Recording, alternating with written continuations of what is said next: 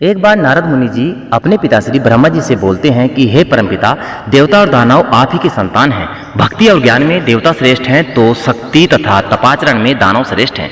परंतु मैं इसी प्रश्न में उलझा हुआ हूं कि इन दोनों में कौन अधिक श्रेष्ठ है।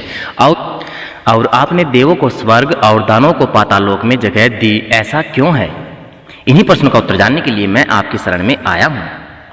तब नारद जी का प्रश्न सुनकर ब्रह्मा जी बोलते हैं कि हे नारद, इस प्रश्न का उत्तर देना तो कठिन है और इसका उत्तर मैं आपको नहीं दे पाऊंगा, क्योंकि देव और दानव दोनों ही मेरे पुत्र हैं एवं अपने ही दो पुत्रों की तुलना अपने ही मुख से करना उचित नहीं होगा। लेकिन फिर भी तुम्हारे प्रश्न का उत्तर ढूंढने में मैं तुम्हारी सहायता जरूर करूंगा। तुम आज ही देवों और दानव दोनों को मेरी ओर से भोजन का निमंत्रण भेज दो। कल ही हम उनके लिए भोजन का आयोजन करेंगे और कल ही तुम्हें तुम्हारे प्रश्न का देव क्यों स्वर्गलोक में है तथा दानव क्यों पाताल लोक में है, इसका उत्तर भी आपको मिल जाएगा। तब नारद मुनि जी तत्काल ही असुरों और देवताओं को निमंत्रण देने के लिए पहुंच जाते हैं। दूसरे दिन दानव ब्रह्मलोक में भोजन का आनंद लेने के लिए पहुंच गए और उन्होंने पहले पहुंचने के कारण भोजन की पहली शुरुआत खुद से करने के लिए ब्रह्मा जी से आग्रह किया। भोजन की थालियां परोसी गई। दानव भोजन करने के लिए बैठे।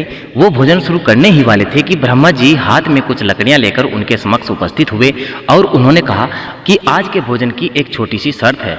मैं यहाँ उपस्थित हर एक अतिथि के दोनों हाथों में इस प्रकार से लकड़ी बांधूंगा कि वो कोहनी से मुड़ ना पाए और इसी स्थिति में सभी को भोजन करना होगा।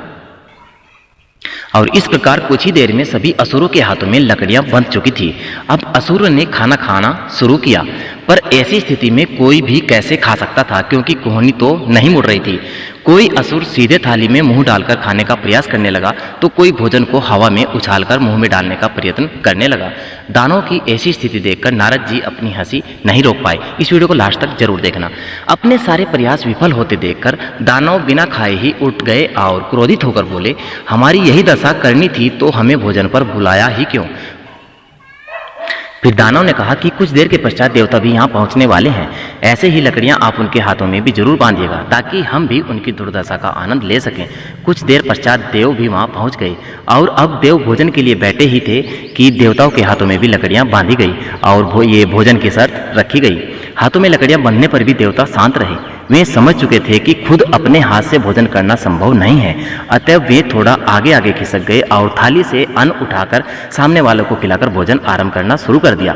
बड़े ही स्नेह के साथ वो एक दूसरे को भोजन खिला रहे थे, क्योंकि उनका हाथ सीधा तो हो रहा था लेकिन मुड़ नहीं रहा था।